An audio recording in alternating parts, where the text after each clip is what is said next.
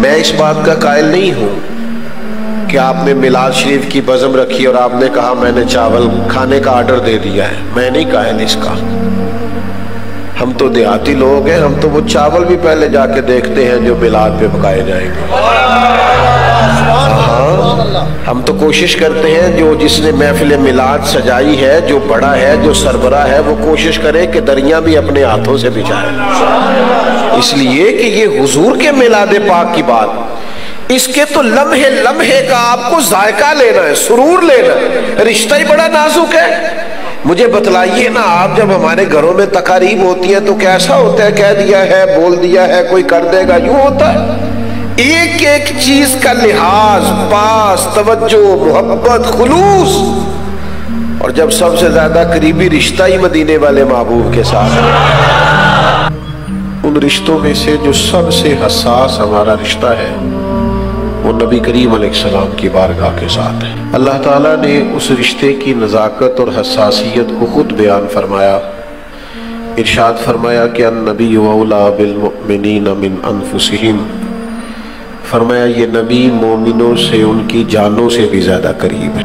آپ غور فرمائیں اس قربت کا، اس کمال کا، اس پر آپ توجہ کریں تو آپ ایک اور نئے راستے میں نکل جائیں گے، ایک نئی سمت آپ کو سوچنے کے لیے ملے گی کہ اتنی قربت ہے ہمارے نبی کریم علیہ السلام کے ساتھ کہ حضور ہماری جانوں سے بھی ہمارے زیادہ قریب ہے۔ نبی کریم صلی اللہ تعالی علیہ وآلہ وسلم نے بھی کئی مقامات پر اس نزاکت کو بیان کیا ہے۔ حضور نے فرمایا تم میں سے کوئی اس وقت تک مومن نہیں ہو سکتا جب تک وہ اپنے ماں باپ، اپنی اولاد اور ہر چیز سے بڑھ کر مجھ سے پیار نہ کرے۔ اور ایک مقام پر حضور علیہ السلام نے یہ بھی ارشاد فرمایا کہ تم میں سے کوئی اس وقت تک مومن نہیں ہو سکتا جب تک اس کی خواہشیں اس دین کی پیروی میں نہ آ جائیں جو دین میں لے کے آیا ہوں۔ یعنی یہ رشتہ اتنا حساس ہے کہ مومن سوچے بھی وہ جو مدینے والے محبوب چاہتے ہیں، یعنی اس کی خواہشات بھی وہی ہو جو حضور علیہ السلام کی رضا ہے۔ اللہ کے حبیب علیہ السلام کے ساتھ جو ہمارے رشتے کی نزاکت ہے اس کو ہم نے سمجھنا ہے۔ اب جب ہمارا بڑا گہرا تعلق ہے نبی پاک علیہ السلام کے ساتھ، بڑا گہرا، اور اس کی گہرائی اتنی زیادہ ہے کہ تھوڑا سا بھی شائبہ کسی اور جگہ کا قابل قبول ہے۔ حضرت عبداللہ ابن سلام رضی اللہ تعالیٰ عنہ بیان فرماتے کہ ہم نے چونکہ ہم اہل یہود میں سے تھے اور وہاں سے اللہ نے توفیق دی اور ہم مسلمان ہوئے، تو فرماتے بس ہمارے دلوں میں ایک بات تھی، ہمارے دلوں میں ایک بات یہ تھی کہ مسلمانوں کے ہاں اونٹنی کا دودھ پینا، اونٹ کا گوشت کھانا ضروری نہیں، اور یہودیوں کے ہاں منع ہے۔ آپ اس حساسیت کو ذرا دیکھیں، ہمارے ہاں بہت سارے لوگ ایسے ہوں گے، ہو سکتا ہے کبھی اونٹ کا گوشت نہ کھایا ہو، کبھی اونٹنی کا دودھ نہ پیا ہو۔ فرماتے مسلمانوں کے ہاں ضروری نہیں تھا اور اہل یہود کے ہاں منع تھا۔ حضرت جناب عبداللہ ابن سلام رضی اللہ تعالیٰ عنہ بیان فرماتے کہ چونکہ اہل یہود کے ہاں ہم استعمال نہیں کرتے تھے اور مسلمانوں کے ہاں ضروری بھی نہ تھا، تو ہم نے سوچا کہ باقی ساری چیزیں استعمال کریں گے، اگر اونٹنی کا دودھ نہ بھی پئیں، اونٹ کا گوشت نہ بھی کھائیں تو حرج کیا ہے، اتنی سی رعایت کسی اور دین کی۔ فرماتے ہیں ہمارے دلوں میں آئی تو اللہ نے قرآن مجید نازل کر دیا، یا ایھا الذین آمنوا ادخلوا فی السلم کافہ، اے ایمان والو دین میں پورے پورے داخل ہو جاؤ۔ یہ تمہارا حساس رشتہ ہے دین کے ساتھ، اپنے نبی کے ساتھ، اس کی حساسیت کو سمجھیں، اس کے معیار کو جانیں۔ ہمارا آج مسئلہ یہ ہے کہ میں نے جیسے شروع میں کہا کہ بہت ساری چیزیں ہمیں آسانی سے ملتی ہیں دینی معاملات میں، تو ہم اس کیفیت کو نہیں سمجھتے۔ نوجوانوں یاد رکھو، اس مسئلے میں نا حساس ہونا، اس مسئلے کے اندر اس مسئلے کو نازک جاننا، اس پر غور کرنا کہ یہ میرا سب سے قیمتی اثاثہ ہے، یہ میرا سب سے قیمتی سرمایہ ہے۔ صحابہ کرام علیہم رضوان میں سے نازک اور نرم ترین طبیعت ہے جناب صدیق اکبر کی۔ حضرت فاروق اعظم رضی اللہ تعالیٰ عنہ کے مزاج کے اندر جلال ہے، لیکن سیدنا ابو بکر صدیق رضی اللہ تعالیٰ عنہ کی طبیعت بڑی حلیمی ہے اور بڑی مٹھاس ہے اور بڑا پیار ہے۔ ان کے والد ایک دن شکایت لے کے آئے، عرض کی یا رسول اللہ ابو بکر صدیق نے تو مجھے مارا ہے۔ تو بہت سارے لوگ کھڑے تھے، جناب صدیق اکبر بھی تشریف فرما ہے، گردن جھکی ہوئی ہے۔ تو محبوب کریم نے گویا فرمایا ابو بکر آپ نے مارا ہے، لوگوں کو تو اس کا یقین ہی نہیں آ رہا، آپ نے مارا ہے۔ تو حضرت صدیق اکبر نے اسی حساسیت کو بیان کیا، عرض کی یا رسول اللہ میرے ٹکڑے بھی کر دیتے، میں سی نہ کرتا جنہوں نے آپ کے بارے میں بات کی ہے، آپ کے بارے میں ایک کمزور جملہ کہا ہے، یہ تو شکر کرے میرے ہاتھ میں تلوار نہیں تھی، ورنہ آج وہ رنگ غالب آتا کہ ہمیں ہر چیز سے بڑھ کر مدینے والے محبوب پیارے۔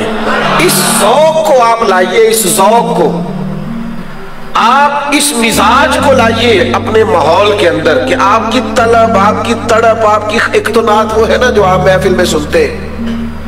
اور اللہ خیر کرے میلاد شریف آ گیا ہے، نعتیں بھی سنیں گے، سازدہ شکوے بھی کریں گے، فلاں کا یہ ریٹ ہے، بنایا کیوں ریٹ؟ جو چیز منڈی میں بکے گی نہیں خود ہی کو نہ بیچے گا، آپ خریدتے ہیں تو کوئی بکتا ہے نا، آپ ان سب کو چھوڑ دیں جو بکتے ہیں تو معاملہ ٹھیک ہو جائے گا۔ آپ نے چیزوں کے ریٹ، وہ آپ کو اتنی احادیث آپ کے خطیب صاحب سنا رہے ہیں، جمعے والے دن آیات کی تفسیر بیان کر رہے ہیں، لیکن جو کہ وہ فیمس نہیں ہے نا زیادہ، ان کا وہ زیادہ چینل نہیں چلتا ہوگا، اس لیے توجہ نہیں ہے۔ خدا کے بندو آپ اس بات کو سمجھو کہ جب آپ اس ماحول کے اندر اس طرح کی دنیا داری اور اس طرح کا کمرشل سسٹم لے آئیں گے تو روحانیت کہاں رہے گی، وہ ذوق کہاں رہے گا؟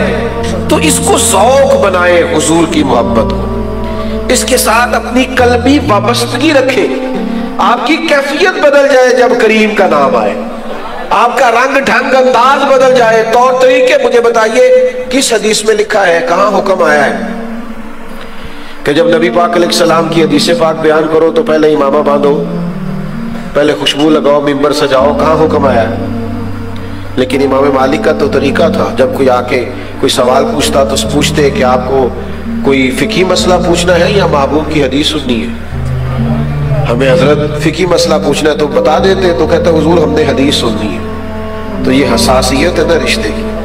فرماتے ذرا بیٹھ نہیں جاتے، وہ بیٹھتا تو امام صاحب پہلے غسل فرماتے، پھر لباس تبدیل کرتے، پھر امامہ باندھتے، پھر خوشبو لگاتے، بندہ چاہے ایک ہوتا امام صاحب ممبر پہ بیٹھتے، اور پھر رسول اللہ صلی اللہ تعالی علیہ وسلم کی حدیث پاک کا بیان فرماتے، اس رشتے کے ساتھ، اس تعلق کے ساتھ اپنی گہرائی کا ثبوت دیتے۔ اعلیٰ حضرت رحمت اللہ علیہ کے سامنے بھی ایک ساتھ اسی طرح کے اشعار لکھ کے لائے کہ یا رسول اللہ آپ کی یاد میں بہت تڑپتا ہوں اور رات بھر سو نہیں پاتا، اور میں، تو آپ نے فرمایا جو آپ نے لکھا ہے یہ آپ کی کیفیت بھی ہے؟ کہنے لگے جی نہیں تو شعر ہے۔ تو فرمایا حضور کی بارگاہ میں غلط بیانی کرتے ہو، تم بارگاہ تو دیکھو کون سی، اگر کیفیت نہیں ہے تو لکھا کیوں ہے؟ ان کی کیفیت تھی، حساسیت تھی۔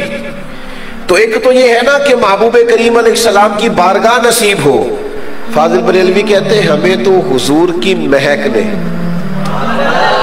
سرکار کی خوشبو نے، ان کی مہک نے دل کے غنچے کھلا دیے، تو جس راہ چل دیے ہیں کوچے۔ یہ کبھی آپ ذوق لینا، یہ جو انزائٹی، ڈپریشن، ٹینشن، پریشانی بڑی ہے اور جناب مسائل بڑے ہیں، الجھ بڑے گئے ہیں، تو میری خواہش یہ ہے کہ جب آپ بہت الجھ جائیں نا تو محبوب کو یاد کریں۔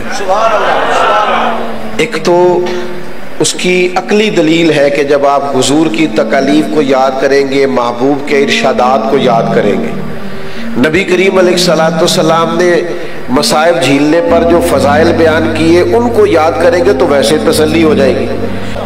ان کے نثار کوئی کیسے ہی رنج میں ہو، وہ جب یاد آ گئے سب غم بھلا دیے، وہ جب یاد آ گئے ہیں تو پھر سب غم بھلا دیے، پھر وہ چیزیں ختم ہو گئی۔ آپ اس قلبی وابستگی کو سمجھیے کہ کہتے ہیں بس میں حضور کو یاد کرتا ہوں غم سارے دور ہو جاتے ہیں، ساری کیفیات دور ہو جاتی ہیں۔ بھائی نبی پاک علیہ السلام کی مقدس ذات کے ساتھ اپنے تعلق کی پاکیزگی، اس لیے اپنی توجہات ادھر کریں گے، زندگی آسان ہو جائے گی۔ آپ کا بڑا خوبصورت اہتمام اللہ کریم اپنی بارگاہ میں قبول فرمائے۔